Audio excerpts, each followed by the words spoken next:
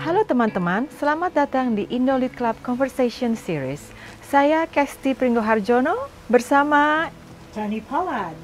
Salam dari Sydney. Hari ini kita bertemu dengan seorang sahabat Indonesia di Australia, Bapak Ian Burnet. Selamat pagi. Bapak Ian telah menerbitkan 5 buku menarik tentang kisah perjalanan dan petualangan seru menjelajahi Indonesia di zaman dahulu dan sekarang. Mari kita dengarkan percakapan dengan Bapak Ian Burnet tentang hasil karyanya, inspirasi, dan tentu saja pengalaman-pengalaman yang tidak terlupakan di Indonesia.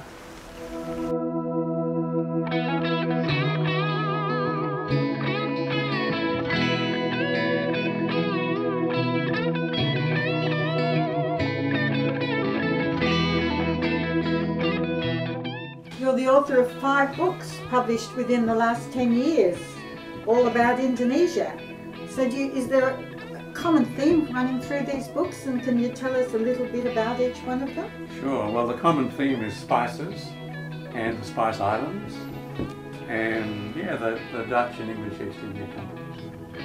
So here's the first book, Spice Islands, which, as you can see, I'm just going to read off the subtitle: The History, Romance and Adventure of the Spice Trade over 2,000 years.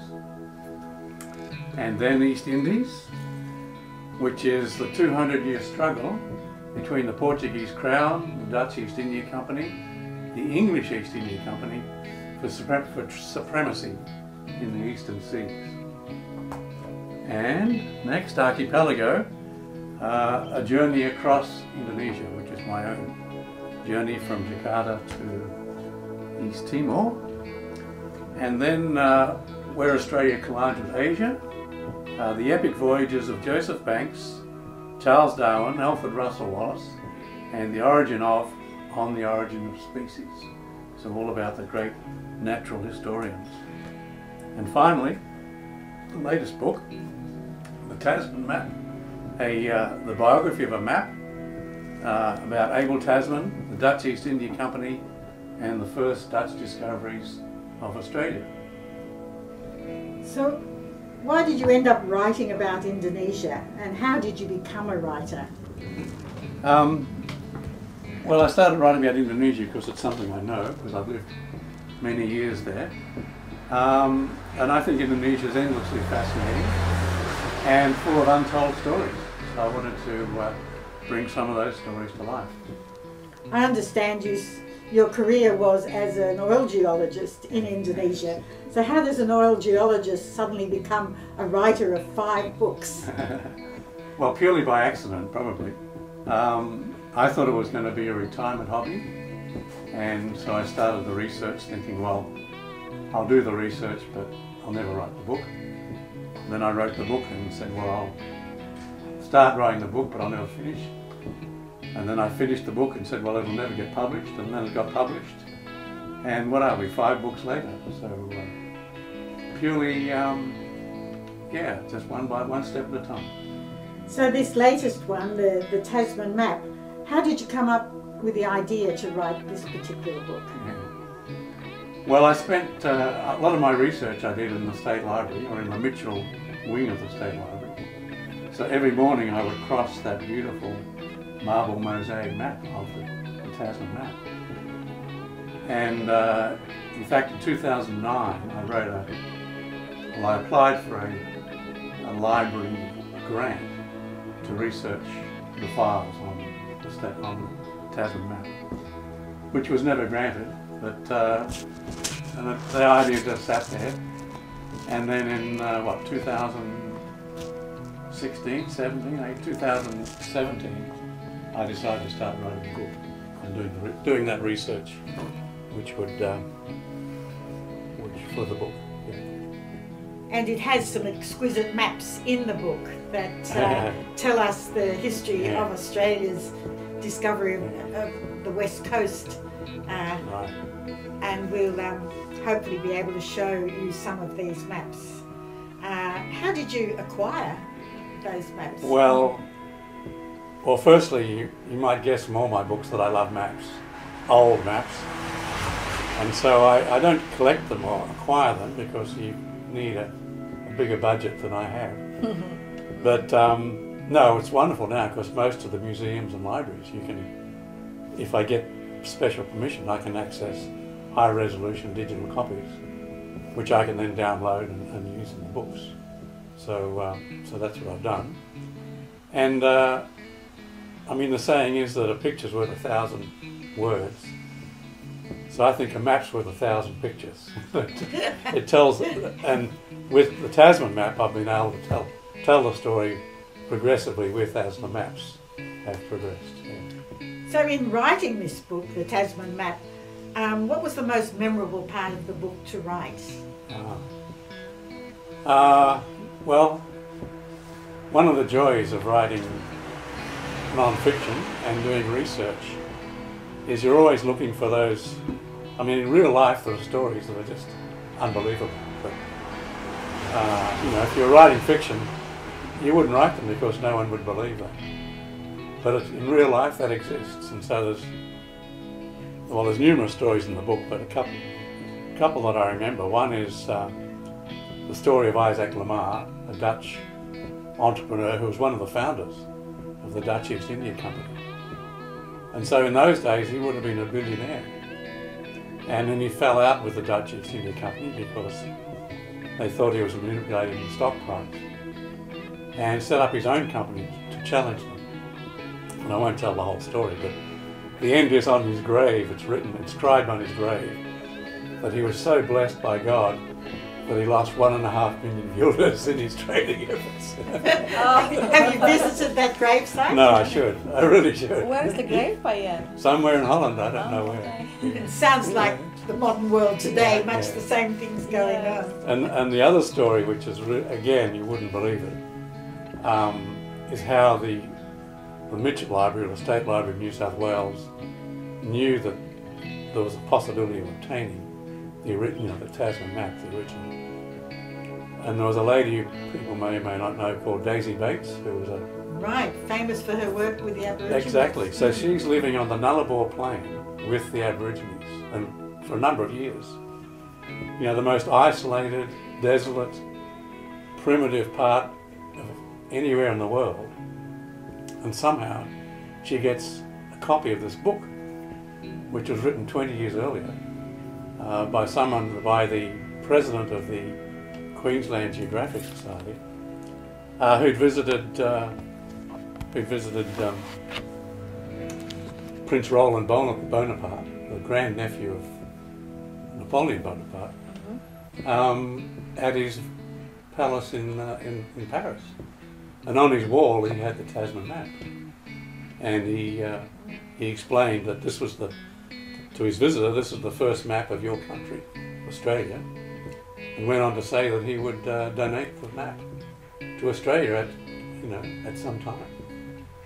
So Daisy Bates picked up this book 20 years later in the middle of nowhere and read this, and then had the inspiration to contact the chief librarian at the library and say, well, do you know about this? And if you don't, get on the case. Yes. That is a marvellous story. Yes, amazing story. Yes. Australia is so lucky to have it because it is an amazing part of our history.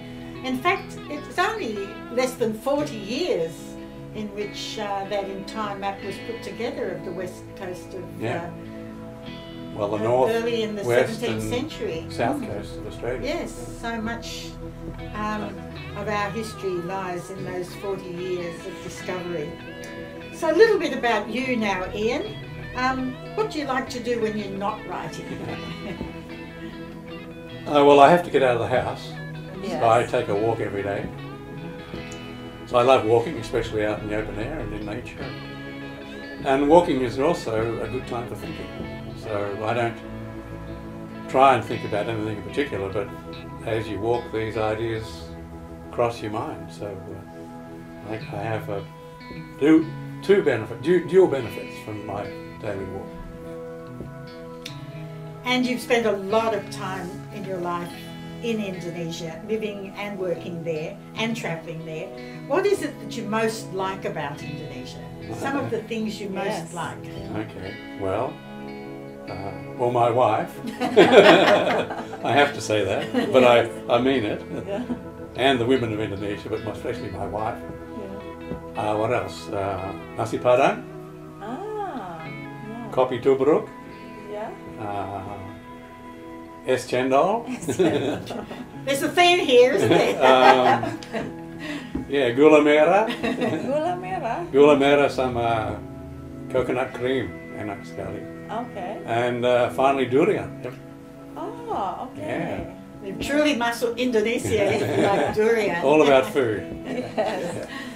And is there anything you don't like about Don't like, Indonesia? yeah. Well, I'm only going to mention one thing, Mm. because I've never mastered the art of the squat toilet. We say jongkok. Jongkok, toilet jongkok. So Yeah. maybe someone should post some video lessons on how to use the toilet That's jongkok. right. Especially Yes. as one is getting older. It's challenging, I must say. Yeah.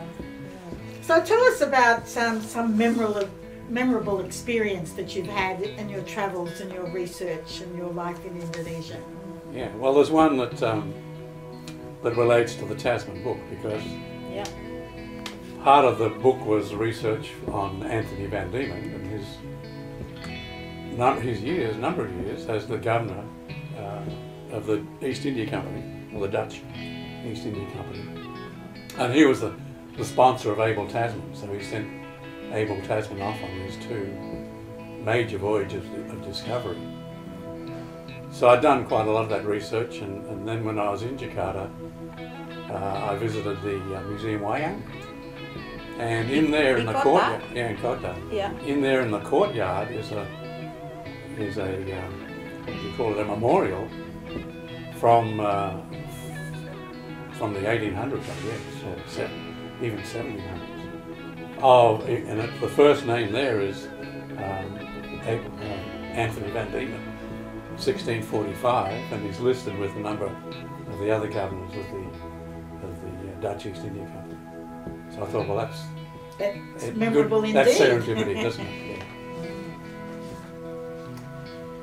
So, are you working on a current writing project at the moment? Is there a new book we are to expect? Yeah, well, it seems to be always a work in progress, the next work in progress.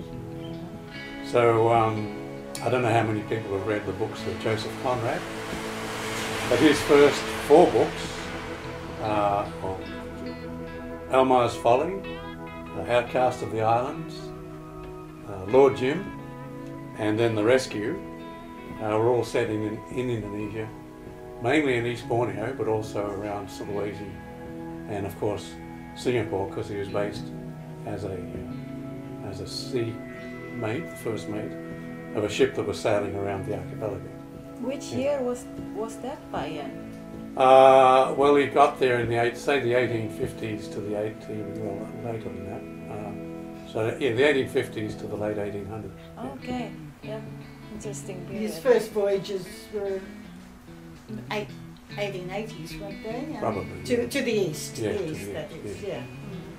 yeah. Yes, well, I've certainly read a lot of Conrad's, and I'm really looking forward to this book, which involves both adventure and exploration and literature. And so literature, I know. something for everybody. Perfect combination. Yes. And a lot of it took place in a part of the world we know and love, Indonesia. Yeah. So do you have any messages for those of our people watching this in Indonesia? Well, apart from telling them to read the books. Well, no, I just enjoy Indonesia. I think it's endlessly fascinating, and certainly if you want to learn more, there's a website. So Ian Burnet Books is pretty simple to find, and more details of the books are on the website. And I believe you write a blog and have done ever since the Spice That's Islands. true, yeah. What's it called and how do you access it? Just Google Spice Islands blog, and you'll find it. Yeah. Endless snippets of Endless snippets, historical yeah. information you've come up with. Oh, there must be 150 blogs there now. Yes. I haven't counted recently, but Very interesting. many. Very yeah. interesting piece of writing in your blogs. Yeah. And I just finished another one yesterday. So. Right. Now I know that you have a particular hero in all of your research and writing about Indonesia. Just to finish off, tell us, who is your hero? Who is my hero? Ah, my writing hero. Yes. Yes. Well, it has to be Dava Sobel. I don't know how many people know of her, but her first book was Longitude. Then she's written, I don't remember all of them, but Galileo's Daughter and others. But I first read Longitude not long after it came out, probably in the early or mid to late 1980s. And it's a wonderful book, but it's very simply written, simple language, a scientific and historical research that's been really well put together. So I read that book and I thought, gosh, I could write a book like this, because it's just so simple but so fascinating, so interesting. So that's got to be my hero. So we have I'm Dava Sobel to thank Yeah. for Yes. the inspiration to And I'm a these- Dava Sobel groupie because she books. came to Sydney for the Sydney Writers' Festival. And did you meet her? I didn't meet her, but I met to every one of her sessions, yeah. Okay. I probably met her at a signing table. I would have met her at a Yes. signing And I table. heard her speak at the Byron Bay Writers' Festival. I was very impressed. Well, And this- little snippet, she signs her book with the latitude and longitude of her address. So Oh, thought that's very clever. interesting. Yes. Yeah. Yeah. well, thank you, Ian. Ya, Bapak Ian, terima kasih banyak atas waktunya. Saya Kesti Pringgoharjono. Dan saya Tony Pollard bersama Bapak Ian Burnet di Sydney dalam Indo Lit Club Conversation Series.